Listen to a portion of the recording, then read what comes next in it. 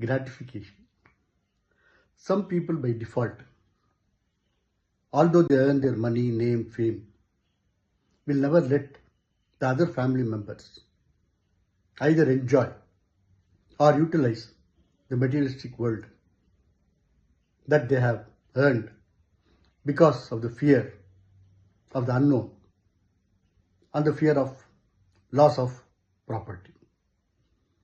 This is their negative mindset, wherein if they have earned that money, name, fame, with the right spirit, with the right way, and in a dharmic way, then even if they want to let it go, it will never leave them because it has come in the right way, right spirit, and in the dharmic way.